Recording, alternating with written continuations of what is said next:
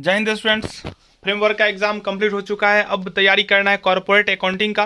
तो उस कड़ी में हम आ गए हैं यह VBI क्वेश्चन लेकर। ठीक है, अंश से आप क्या समझते हैं? कंपनी के अंश पूंजी के प्रकार का वर्णन करें, या कंपनी कितने प्रकार के अंशों को निर्गमन कर सकती है, समता अंश क्या होता है, पूर्वाधिकार अंश क्या होता है, समता अंश और पूर्वाधिकार अंश में अंतर, अंशों के हरण से आप क्या समझते हैं, क्या हरण किए गए अंशों को छूट पर निर्गमन कर सकते हैं, अगर कर सकते हैं तो किस सीमा तक, और हरण और पुनः निर्गमन के लिए कौन कौन सी जनरल प्रविष्टि की जाती है। सभी टॉपिक को इस वीडियो में हम डिस्कस करेंगे और जानेंगे ये सब क्या होता है। बहुत ही VBI यह थ्योरी है, प्रैक्टिकल में भी यह थ्योरी काम करेगा। इस दृष्टिकोण से यह थ्योरी और भी महत्वपूर्ण हो जाता है। अगर आप इस थ्योरी को समझ लेते हैं तो आप एक 20 नंबर का प्रैक्टिकल भी बना सकते हैं। वैसे लाइव के माध्यम से हम इन सभी टॉपिकों को आप लोगों को समझा दिया हूँ, लेकिन अभी यहाँ 8-10 मिनट में सभी बातों को एक बार थोड़ा जल्दी में हम कवर करेंगे, ताकि आपको कम समय में बेहतर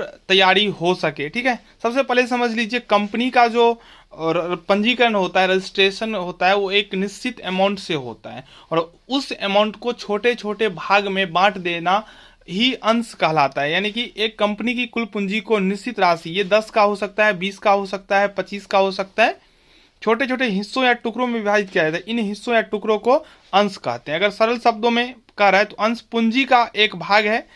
ठीक है, चलिए एक एग्जांपल ये बता रहा है, आप उसको देख लीजिएगा। कंपनी अधिनियम की धारा 246 के अनुसार, कंपनी अधिनियम की धारा 246 के अनुसार अंश का आशय कंपनी की अंश पूंजी के अंश से है, और उसमें स्कंध को शामिल किया जाता है। अंश का आशय कंपनी की अंश पूंजी से है। अंश पूंजी के अंश यानी शेयर कैपिटल के पार्ट अंश होता है। तो शेयर कैपिटल को ही छोटे छोटे यूनिट्स में डिवाइड किया जाता है, जिन्हें शेयर कहा जाता है, और उसमें स्कंध को भी शामिल कर लिया जाता है, जब तक कि स्कंध और अंश में स्पष्ट या गर्भित अंतर न किया गया हो। ठीक है, अंश पूंजी के प्रकार तो ये आप लोगों को हम समझाए थे। अधिकृत पूंजी, यह सबसे अधिकतम पूंजी होता है जो पार्षद सीमा नियम में दी जाती है, और उस पर कंपनी की रजिस्ट्री की जाती है। कंपनी इससे अधिक पूंजी निर्गमित नहीं कर सकती, क्योंकि अधिकृत पूंजी या नाममात्र पूंजी जो होता है वो अधिकतम पूंजी होता है। दूसरा है निर्गमित पूंजी, ये अधिकृत पूंजी का भाग होता है, जिनमें से कंपनी जनता के लिए प्रस्तुत करती है। अधिकृत पूंजी का भाग होता है जो कंपनी जनता को निर्गमित कर देती है। इसे आवंटित पूंजी भी कह सकते हैं, क्योंकि जनता के लिए भेजा जाता है। इस प्रकार अंशधारियों को निर्गमित अंशों का अंकित मूल्य निर्गमित पूंजी कहलाता है। फिर प्रार्थित पूंजी होता है, यानी कि निर्गमित पूंजी का भाग होता है जनता जो अंश के लिए आवेदन कर देता है। ठीक है, चलिए प्रार्थित पूंजी हो गया। उसके बाद अगर देखेंगे चुकता पूंजी, जिसका पैसा दे दिया जाता है, यानी कि मांगी गई पूंजी में से जो पैसा अंशधारी चुका देता है, चुकता पूंजी होता है। ठीक है, अंश दो प्रकार के होते हैं। अंश दो प्रकार के होते हैं, पूर्वाधिकार अंश प्रेफरेंस शेयर, समता अंश इक्विटी शेयर। पूर्वाधिकार अंश से आशय ऐसे विशिष्ट अंशों से है जिनको लाभांश की प्राप्ति एवं पूंजी की वापसी में प्राथमिकता होती है। यानी कि प्रेफरेंस शेयर जो होता है, कंपनी का जब समापन होगा तो सबसे पहले जो भुगतान होगा वो पूर्वाधिकार को लाभांश भी होगा और पूंजी की वापसी भी होगी। लेकिन समता अंश के साथ ऐसा कुछ भी नहीं है, यानी कि पूर्वाधिकार के भुगतान के बाद ही समता अंश का भुगतान होगा। समता अंश से आशय ऐसे अंश से है जो पूर्वाधिकार अंश नहीं है, अर्थात जिनको लाभांश का भुगतान या पूंजी की वापसी पूर्वाधिकार अंश के बाद ही होगा। आप लोग एक बात बताइएगा, मैं जो वीडियो अपलोड करता हूं, जो समझाता हूं, आप लोग कितना समझ पाते हैं? अगर कोई दिक्कत होता है तो आप बेझिझक बताइए। आप पर्सनली भी हमको मैसेज करके बता सकते हैं, जो सर यहाँ दिक्कत होता है, ये मैं नहीं समझ पाता हूँ, तो मैं आपके लिए नेक्स्ट टाइम कोशिश करूँगा जो प्रॉब्लम हो रहा है वो प्रॉब्लम ना हो। हमसे जुड़ना चाहते हैं तो व्हाट्सएप ग्रुप का लिंक इस वीडियो के डिस्क्रिप्शन में मिलेगा। वैसे हम हर एक वीडियो में व्हाट्सएप ग्रुप का लिंक शेयर किए हैं, बहुत सारे स्टूडेंट जुड़े भी हैं। आप भी जुड़ना चाहते हैं तो जुड़ जाएं। और यह जो पढ़ाई है यह पार्ट 3 तक चलेगा। आगे भी आप लोगों के लिए कंपटीशन का प्रिपरेशन करवाया जाएगा, तो ये चैनल आप लोगों के लिए बहुत हेल्पफुल होने वाला है। और बहुत सारे यूट्यूबर हैं, जो मैं किसी का नाम तो नहीं ले सकता हूँ, बहुत सारे यूट्यूबर हैं, बहुत सारे स्टूडेंट्स देखते हैं इधर उधर। तो आप लोगों को डिसाइड करना है कौन से चैनल आपके लिए बेहतर है, किससे आपको जुड़ना है, कौन आपको सही जानकारी देती है। ठीक है, चलिए, अगर आपको अच्छा लगता हो तो चैनल को जरूर सब्सक्राइब कर लें। अब आते हैं समता अंश और पूर्वाधिकार अंश में अंतर देख लेते हैं। तो समता अंश प्रायः कम मूल्य के होते हैं और पूर्वाधिकार अंश के मूल्य प्रायः अधिक होते हैं। तो एक अंतर हो गया, समता अंश सस्ता होता है और पूर्वाधिकार अंश महंगा होता है। याद रखने के लिए कुछ ना कुछ ऐसा मसालेदार बात चाहिए। दूसरा है मत देने का अधिकार। तो समता अंशधारियों को प्रत्येक प्रस्ताव पर मत देने का अधिकार होता है।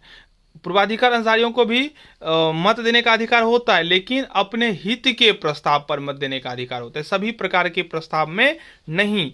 समता अंशधारियों को लाभांश पूर्वाधिकार अंशधारियों को वितरण के पश्चात दिया जाता है, जबकि इसको समता अंश से पहले दे दिया जाता है। समता अंश पर लाभांश की दर लाभ के अनुसार घटती बढ़ती है, जबकि इसका लाभांश दर क्या होता है, निश्चित होता है। अगर सिंपल सा भाषा में बोले तो समता अंशधारी को एक अनिश्चित लाभ प्राप्त होता है, जबकि पूर्वाधिकार अंशधारी को एक निश्चित लाभ प्राप्त होता है। कंपनी के लाभ हानि के साथ मूल्य में परिवर्तन होता रहता है, इसमें मूल्य में परिवर्तन नहीं होता है। समता अंश का कंपनी के जीवन काल में शोधन नहीं होता, यानी कि पूंजी वापसी नहीं होती है।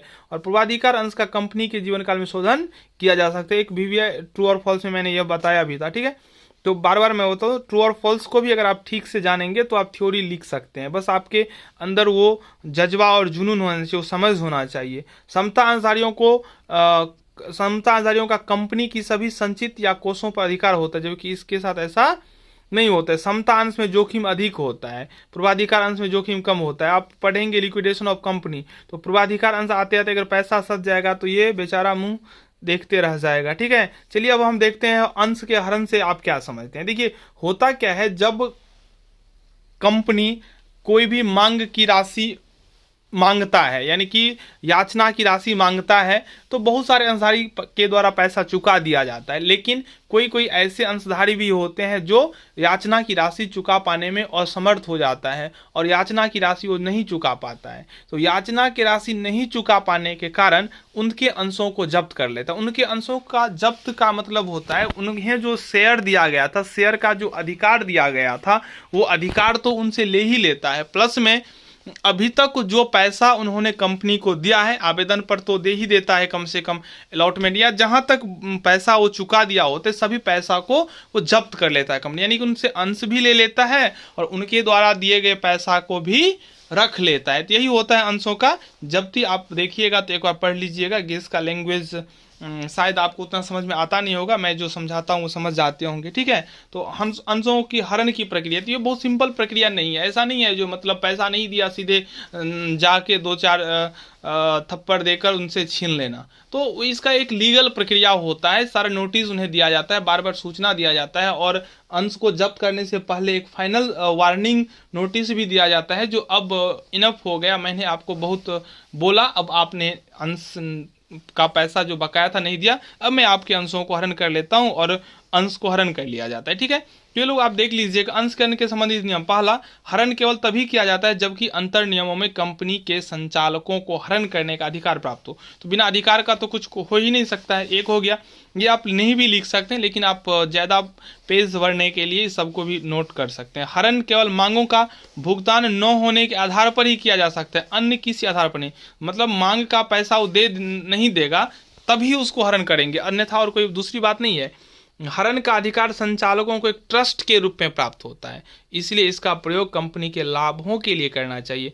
कोई भी हरण तब तक वैध नहीं माना जा सकता जब तक कि हरण के लिए आवश्यक शर्तें पूरी नहीं, यानी कि जो उचित नोटिस है वो नोटिस जब तक नहीं दे दिया जाता है तब तक वो वैध नहीं होगा। अंश की हरण के लिए प्रविष्टि, तो अंश का जो निर्गमन होता है वो सममूल्य पे होता है, प्रीमियम पे होता है और छूट पे होता है। तो सममूल्य पर निर्गमित अंशों का हरण या प्रीमियम पर ही निर्गमित अंश होगा लेकिन प्रीमियम का भुगतान कर दिया गया होता है, तब होता है एंट्री शेयर कैपिटल अकाउंट दिया, ठीक है। शेयर कैपिटल, यहाँ पे जितने अंश को जब्त करेंगे उस अंश की संख्या गुने अब तक मांगी गई राशि से गुना करके लिख देंगे। फिर टू शेयर अलॉटमेंट, इस शेयर अलॉटमेंट मतलब तब लिखेंगे जब अलॉटमेंट का पैसा ड्यू रहेगा।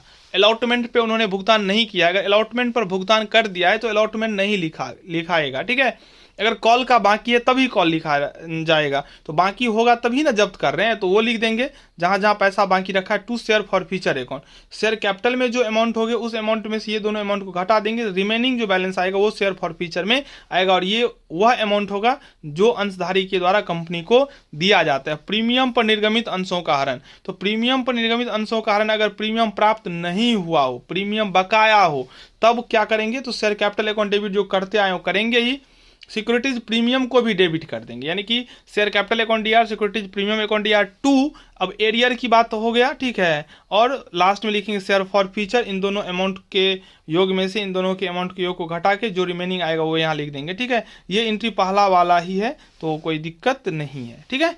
चलिए, बट्टे पर निर्गमित अंशों का वो सेम प्रक्रिया में जाता है, बस शेयर डिस्काउंट यहाँ पे 2 हो जाता है। हरण किए गए अंशों का पुनः निर्गमन, पुनः निर्गमन भी होता है समूल्य पर। पुनः निर्गमन का मतलब होता है जब्त किए गए अंशों को फिर से बेच देना, ठीक है। तो अगर समूल्य पे निर्गमन करेंगे तो बैंक अकाउंट या टू शेयर कैपिटल, यहाँ पे कोई भी घाटा नहीं हुआ, समूल्य पे बेच दिया। अगर प्रीमियम पर बेच रहा है तो बैंक अकाउंट या to share capital to securities premium होगा, ठीक है।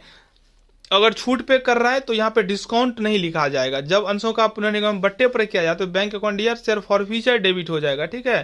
शेयर फॉर फ्यूचर अकाउंट या टू शेयर कैपिटल टू, ये सिक्योरिटी प्रीमियम कहाँ से ला दिया, ये नहीं होगा। बैंक अकाउंट या शेयर फॉर फ्यूचर अकाउंट या टू शेयर कैपिटल अकाउंट, ठीक है। और लास्ट में क्या होता है, इस हरण और पुनः निर्गमन से जो भी प्रॉफिट होता है उसको कैपिटल रिजर्व ट्रांसफर कर दिया जाता है। लास्ट में उसका एंट्री होता है शेयर फॉर फ्यूचर अकाउंट या टू कैपिटल रिजर्व अकाउंट। यह एंट्री के साथ कहानी खत्म। यह इंपॉर्टेंट टॉपिक खत्म हो गया। और वही 8:30 में लाइव क्लास होगा, फिर उसके बाद होगा तो एक वीडियो आप लोगों को और अपलोड होगा कल तक किसी भी हालत में इंपॉर्टेंट ट्रू और फॉल्स और जितने भी वीवीए थ्योरी है सबको मैं डिटेल्स में एक्सप्लेन करके आप लोगों के लिए दे दूंगा। बस आपका काम है वीडियो को ध्यान से 1-2 बार देख लें, एग्जाम में जाएं, एग्जाम आपका अच्छा होगा ऐसा मुझे विश्वास है और आप देख भी रहे हैं ऐसा ही होगा। धन्यवाद।